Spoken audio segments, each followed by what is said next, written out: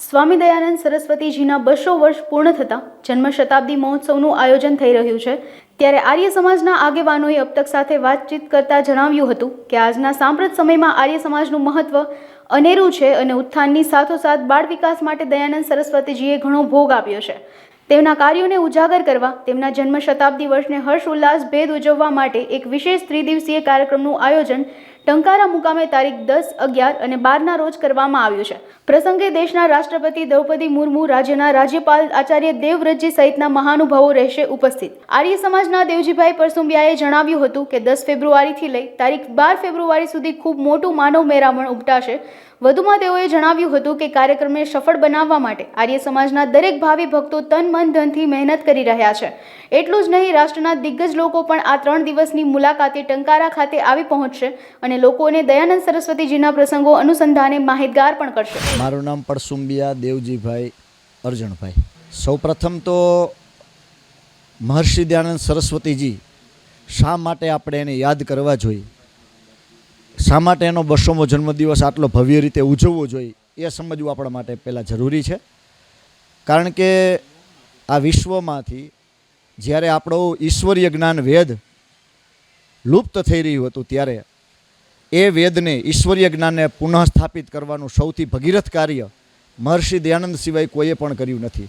એટલા માટે કહેવામાં આવે છે બ્રહ્માથી લઈને જમીની સુધીના જે ઋષિ મુનિઓએ કાર્ય કર્યું એ કાર્ય મહર્ષિ દયાનંદે કર્યું। એ ઉપરાંત દયાનંદજીના સમયની અંદર જે ગુલામી કાળ હતો અને ભારતને આઝાદી અપાવવાનું જે કાર્ય હતું, આર્ય સમાજની સ્થાપના કરી અને મહર્ષિ દયાનંદે એવા ક્રાંતિકારીઓની એક વિશાળ ફોજ તૈયાર કરી, જેમાં ચંદ્રશેખર આઝાદ હોય, ભગતસિંહ હોય, અશફાક ઉલ્લા ખાન હોય, રામપ્રસાદ બિસ્મિલ હોય કે લાલા લજપતરાય હોય, આવા અસંખ્ય ક્રાંતિવીરો આર્ય સમાજની પૃષ્ઠભૂમિમાંથી તૈયાર થયા અને આઝાદી અપાવવા માટે પોતાના પ્રાણની આહુતિ આપી। એ ઉપરાંત મહર્ષિજીએ પોતે સ્વયં 41 વખત જેના જીવનની અંદર જીવલેણ હુમલાઓ થયા અને ખાસ કરીને બહેનો માટે કે જે બહેનોએ વેદનો મંત્ર બોલવો હોય તો એ ન બોલી શકતા એટલો પ્રતિબંધ હતો, એવા બહેનોને શિક્ષણ આપવાનું કાર્ય, યજ્ઞ કરતા કરવાનું કાર્ય, ઘૂમટા પ્રથામાંથી બહાર નીકળવાનું કાર્ય, વિધવા વિવાહને પુનઃ મંજૂરી આપવાનું કાર્ય, આવું સ્ત્રી ઉદ્ધારનું પણ અનેક કાર્ય કર્યું। તો ઋષિના આવા હું તમારી સામે 2-3 કાર્ય જ કહી શકું, બાકી ઘણા બધા અનેક એવા કાર્યો હતા કે જે મહર્ષિએ વિશ્વને પરિવર્તન લાવવા માટેનું કાર્ય કર્યું, વેદ તરફ પાછા વળવાનું સૂત્ર આપ્યું। તો આવા મહર્ષિને આપણા માટે પોતે ઝેરના પિયાલા પીધા અને આપણે અમૃતરૂપી આ સત્યાર્થ પ્રકાશનો એક મહાન ગ્રંથ આપણી સામે મૂક્યો। તો એટલા માટે મહર્ષિનો આ જન્મદિવસ આપણે બધાએ ઉજવવા માટે આટલો મહાન ભગીરથ કાર્ય કરી રહ્યા છીએ। એમાં ખાસ 10 તારીખે આપણો આ કાર્યક્રમ શરૂ થવાનો છે। તો શરૂઆત મહર્ષિ દયાનંદના જન્મ ઘરેથી થવાની છે।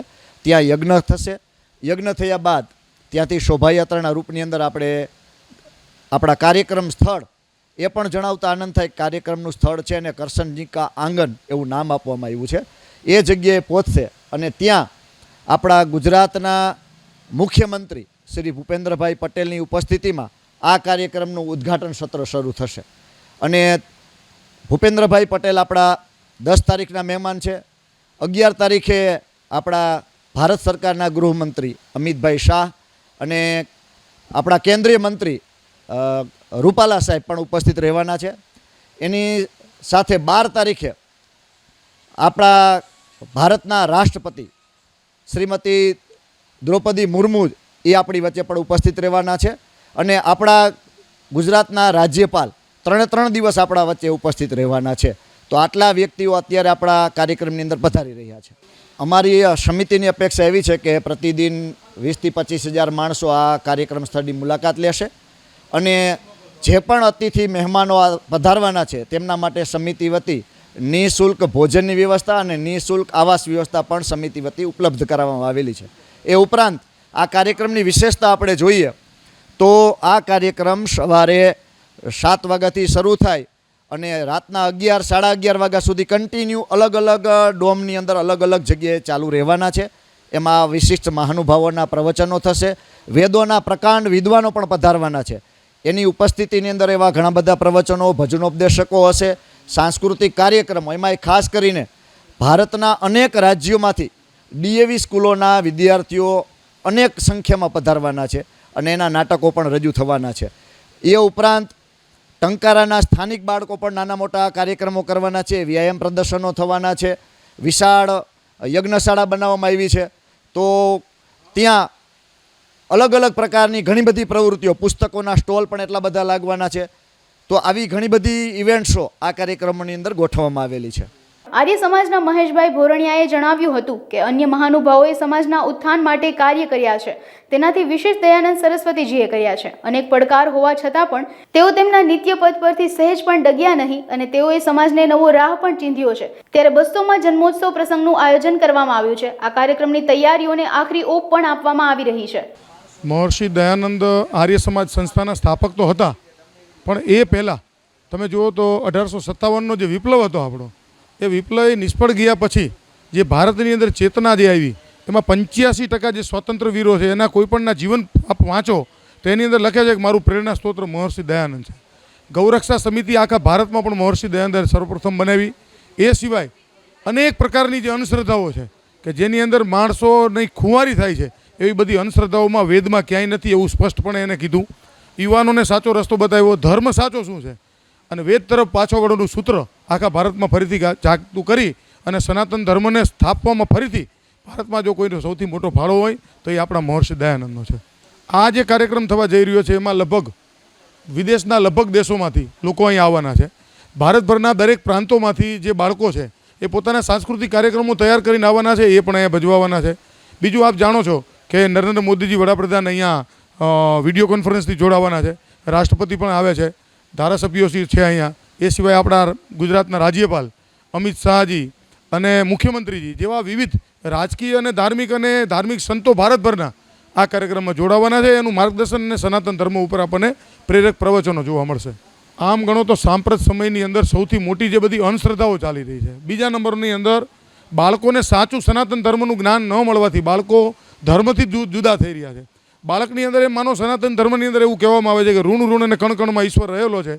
આ એક વસ્તુ પણ જો બાળકને ભણાવી દેવામાં આવે કે બાળકને કંઈક તું રૂમમાં હોય ત્યારે આ વેદનું આ વાક્ય તું યાદ કર કે રૂમમાં પણ હું એકલો નથી, સાથે મારી ઈશ્વર છે, હું કંઈ પણ કાર્ય ખરાબ કરું તો આ ઈશ્વર છે. અને બીજું વેદમાં લખેલું છે કે તમે જે પણ કર્મ કરો એનું તમારે કર્મ ભોગવવું પડે છે. આવી સ્પષ્ટ વાત વેદમાં છે. જો આ બે વાક્ય બાળકોને શીખવાડી દેવામાં આવે તો બાળક ગમે એટલું ખરાબ કૃત્ય કરતાં પણ અટકે છે. એટલે આર્ય સમાજનો સૌથી મોટો ફાળો જ છે કે બાળકોમાં સંસ્કાર ભરી અને કુટુંબને જે આપણે ભારતીય પરંપરા મુજબ તૈયાર કરી અને વૈદિક પદ્ધતિથી જીવન જીવી શકે એવું પ્રેરણા સ્તોત્ર માત્ર ને માત્ર ભારતની અંદર એક અનોખી સંસ્થા હોય તો આર્ય સમાજ છે. નવી દિલ્હી ખાતે આવેલા આર્ય સમાજના વિરેન્દ્રભાઈ આર્યાએ જણાવ્યું હતું કે આજના સાંપ્રત સમયમાં દયાનંદ સરસ્વતીજીના એક વચનો સાર્થક થઈ રહ્યા છે. ત્યારે વધુને વધુ લોકો દયાનંદ સરસ્વતીજીના વચનોને પોતાના જીવનમાં ચરિતાર્થ કરે એટલું જ નહીં, જેના માટે આ કાર્યક્રમ અત્યંત મહત્વપૂર્ણ અને ઉપયોગી નીવડશે. હાલ જે રીતે ભારતમાં સ્ત્રી સશક્તિકરણને વેગ આપવામાં આવ્યો છે તેના પ્રણેતા પણ મહર્ષિ દયાનંદ સરસ્વતીજી જ છે. देखिए, एक तो सबसे पहली महत्वपूर्ण चीज़ ये है कि स्वामी दयानंद सरस्वती ने इस देश के लिए जो कार्य किए हैं, मैं नहीं समझता कि उनके समकक्ष किसी भी जो हमारे मार्गदर्शक थे उन्होंने किए हैं. उनमें सबसे बड़ी बात क्या है कि जितने भी मार्गदर्शक रहे हैं हमारे सन्यासी वर्ग, सबका जो ध्यान रहता था वो भक्ति मार्ग में रहता था. लेकिन स्वामी दयानंद का जो ध्यान था वो ये था कि मेरे देश का जो गरीब लोग हैं वो ऊपर उठे, उनका जीवन स्तर ऊंचा उठे. एक हमारे देश के जो राजा थे, आप इतिहास देखें कि वो सब राजे महाराजे बहुत अल्प आयु में चल बसते थे. उसका जो सबसे बड़ा रीज़न स्वामी दयानंद ने देखा वो ये था कि ब्रह्मचर्य का अभाव था. छोटी उम्र में शादियां करते थे बच्चों की, तो जल्दी से बच्चे हो जाते थे, उतने हेल्दी नहीं होते थे. बड़ी उम्र में शादी होनी चाहिए, ये स्वामी दयानंद ने सबसे पहले कहा कि बाल विवाह बंद होना चाहिए. तो बाल विवाह बंद किया और ब्रह्मचर्य पे बल दिया, जिस कारण से हमारे जो देसी राजे थे उनकी आयु बढ़नी शुरू हुई. और उन्होंने घूम घूम के सभी राजाओं को ये संदेश दिया कि ब्रह्मचर्य का अपने राजकुमारों को पालन कराएं. तो उनका उद्देश्य ये था कि हमारा देश, हमारी भाषा, हमारा राजा होगा तो हमारे देश की तरक्की होगी, उन्नति होगी. और उसी चीज़ को स्वामी दयानंद के शिष्यों ने फॉलो किया, जिनमें आप देख सकते हैं जितने भी बड़े बड़े क्रांतिकारी हुए अधिकतर स्वामी दयानंद के शिष्य थे, भक्त थे या उनसे प्रभावित थे. उसमें चाहे सुभाष चंद्र बोस हो, चाहे भगत सिंह हो, चाहे लाला लाजपत राय हो, नेताओं से लेके और क्रांतिकारियों तक अधिकतर आर्य समाज से संबंधित थे और स्वामी दयानंद की विचारधारा को फॉलो करते थे। अगर आप इतिहास उठा के देखें तो आज़ादी की लड़ाई में जेल जाने वालों में 85% की रिपोर्ट, जो गोपनीय रिपोर्ट होती है, वो ये थी कि ये सब लोग आर्य समाज से संबंधित हैं। इसलिए अंग्रेज भी आर्य समाज को और स्वामी दयानंद को एक संदेह की दृष्टि से देखते थे। वो उनको देखते थे कि ये शायद हमारा खेल बिगाड़ने के लिए यहाँ पर सन्यासी आया है, सन्यासी नहीं है। और अंग्रेज उनको ये सोचते थे, और हमारे जो धर्मगुरु थे वो अपनी जनता को ये कहते थे कि ये स्वामी दयानंद हिंदुओं को ईसाई बनाने के लिए आया है। तो उनको दोनों तरफ से ही जो है वो झेलनी पड़ती थी लोगों की उपेक्षा। लेकिन उस उपेक्षा से हमारे गुरु कभी घबराए नहीं, विचलित नहीं हुए। उन्होंने कहा कि मैं जो भी हूँ अपने मार्ग पे दृढ़ हूँ और वेदों के मार्ग पे ही मैं चलूँगा और वेदों से मैं सारी चीज़ें निकाल के दिखाऊँगा। वेदों से उन्होंने विज्ञान निकाला, वायुयान बताए, तार विद्या बताई, अपने अस्त्र शस्त्र तोप निर्माण बताए। तो अनेक चीज़ उन्होंने जो बताई है वो आज देश के काम आ रही हैं। उन्होंने कहा कि मेरे देश की किसी भी हिस्से पे यदि किसी विदेशी ने कब्जा किया हुआ है तो हमें उसे मुक्त कराना चाहिए। वो उन्होंने देसी राजाओं के लिए भी कहा और वो आज के संदर्भ में भी पूरी तरह से फिट बैठता है कि मेरे देश की भूमि पे अगर किसी की 1 इंच भी जगह है तो हमारा कर्तव्य है कि हम उसको पूरा करें, उसको अपने को वापस लें। आर्य समाज का इम्पोर्टेंस तो आप देख ही रहे हैं। जितना आज यहाँ पे ये सब बहन काम कर रही हैं, नारी आज पढ़ी लिखी है, तो स्वामी दयानंद की शिक्षा के कारण है। सबसे पहले जो स्त्रियों को पढ़ाना शुरू किया वो आर्य समाज के लोगों ने शुरू किया। ऐसे तो स्त्री शिक्षा के लिए अनेक लोगों ने प्रयास किए, लेकिन जितना बड़ा प्रभाव इनके शिष्यों का था उतना उन लोगों का नहीं था। उनका बहुत छोटे सीमित एरिया में था। जैसे ब्रह्म समाज था तो बहुत छोटे एरिया तक उनका लोग काम कर पाते थे, लेकिन स्वामी दयानंद के जो अनुयायी थे वो गांव-गांव तक करते थे और गांव-गांव में आज बालिका विद्यालय है। तो आज हमारी महिला पढ़ी लिखी है, तो वो आज आप देखिए कि पढ़ी लिखी होने से देश के किस क्षेत्र में नहीं है। स्वामी दयानंद ने आज से इतने साल पहले, मतलब आप समझें कि 1875 में उन्होंने सत्यार्थ प्रकाश लिखा, उसके आजू बाजू ही अनेक ग्रंथ लिखे। उन्होंने लिखा कि महिलाओं को, स्त्रियों को फौज में जाना चाहिए, सैनिक बनना चाहिए।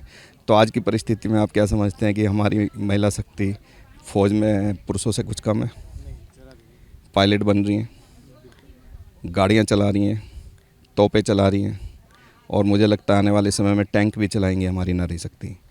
तो आर्य समाज का तो कार्य ये है कि हम बच्चे को पढ़ा लिखा के बड़ा करें, उसको अच्छे संस्कार दें और संस्कार दे के हम उसको देश की उन्नति के लायक बनाएं, चरित्रवान बनाएं। तो मैं समझता हूं कि आज की परिस्थिति में, क्या किसी भी परिस्थिति में, आर्य समाज की जो विचारधारा है वो हमारी अपनी नहीं है, सभी की सार्वभौमिक है। हर कोई व्यक्ति ये चाहेगा कि मैं अपने जो मेरा नागरिक है वो स्वस्थ बने, अच्छा बने, देश के लिए काम करने वाला बने।